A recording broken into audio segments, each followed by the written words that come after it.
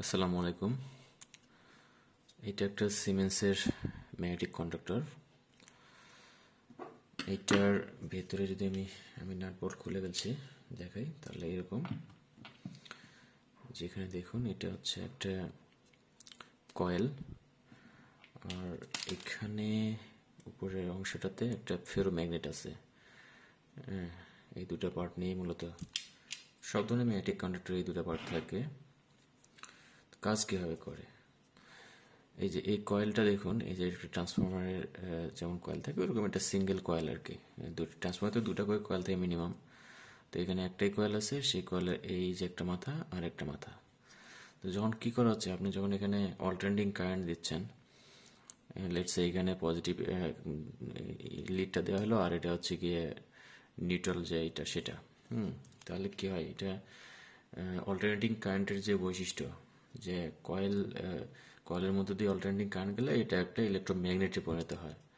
Electromagnet শব্দটা একটু ভারী হতে পারে অনেকের জন্য, মানে সোজা বাংলা কথায় একটা মানে ম্যাগনেট তৈরি হয় আর কি। হ্যাঁ, তো ম্যাগনেট কি করবে, লোহা জাতীয় জিনিসকে আকর্ষণ করবে। তো যখনই আপনি এখানে পাওয়ার দিছেন, মানে এসি পাওয়ার দিছেন, তখন এই যে এর ভিতরে বা আশেপাশে যদি কোনো কিছু ম্যাগনেটিক লোহা জাতীয় পায়, সেটাকে টেনে নেবে। তো এই যে এইটা যেটা উপরের পার্টে থাকে, এটা মূলত ম্যাগনেটিক একটা ম্যাটেরিয়াল। এটা সিলিকন স্টিল হাই, মানে ফেরোম্যাগনেটিক ম্যাটেরিয়াল, সেই ধরনের মানে স্টিল দিয়ে এটা তৈরি করা হয়।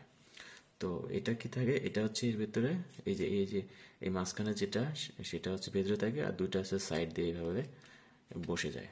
ভেতরে গেলে তো দেখা যাচ্ছে না, আমি এখান থেকে দেখাচ্ছি।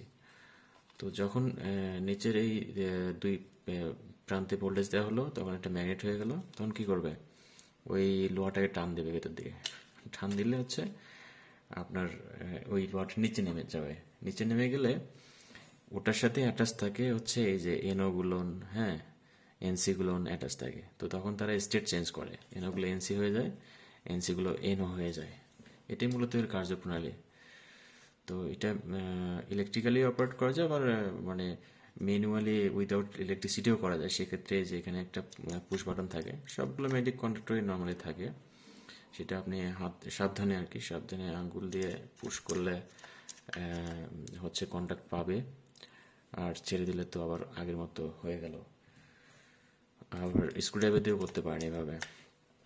তো কিছু কিছু ম্যাগনেটিক কন্ডাক্টরে এটাতে যেমন এক্সটার্নাল থাকে, এক্সটার্নাল এই যে এনওএনসি কন্ট্যাক্ট দেওয়া থাকে, যেগুলো দিয়ে কন্ট্রোলিং অনেক কিছু ইউজ করা যায়। এগুলো দিয়ে আবার কিছুগুলোতে থাকে না, যেগুলোতে আমার কন্ট্রোলিংয়ের প্রয়োজন নেই। জাস্ট লেটসে একটা মোটর আমি অপারেট করবো, সেখানে সেফটি কোনো কিছু দিব না। সেই ক্ষেত্রে আমার এত ভারী কিছু না, ভারী ম্যাগনেটিক কন্ট্যাক্ট মানে উপরের এগুলো ছাড়াও কিছু ম্যাগনেটিক কন্ডাক্টর পাওয়া যায়, সেগুলো ইউজ করা হয় আর কি। তো ম্যাগনেটিক কন্ডাক্টরে মেইন হচ্ছে পাওয়ারটা থ্রু হয় এই যে কয়েলের উপর দিয়ে, এই যে এখানে যে টার্মিনাল দেখা যাচ্ছে সেগুলো দিয়ে, T1 T2 T3, এগুলো দিয়ে হচ্ছে RYB 3 ফেজের মোটর, 3টা ফেজ আপনি ইউজ করতে পারবেন। সেটা একদিক দিয়ে ইন হবে, একটা দিক দিয়ে আউট হয়ে যাবে। তো নর্মালি হচ্ছে এই যে T1 T2 T3 এই পাশ ওপাশ কিন্তু কন্ট্যাক্ট থাকবে না। যখনই হচ্ছে আপনি কয়েলে দিচ্ছেন, কয়েলে যখনই আপনার এসি কারেন্ট বা এসি ভোল্টেজ দেওয়া হচ্ছে, তখন হচ্ছে এটা অ্যাক্টিভ হয়ে গেলে তখন হচ্ছে পাওয়ার এই পাশ থেকে, মানে ইনপুট থেকে আউটপুটে থ্রু হবে আর কি। তো এই ম্যাগনেটিক কন্ট্রোলের ভেতরটা আমার মনে হয় যে আপনারা অনেকেই দেখেন নাই, আজকে দেখা হলো। যদি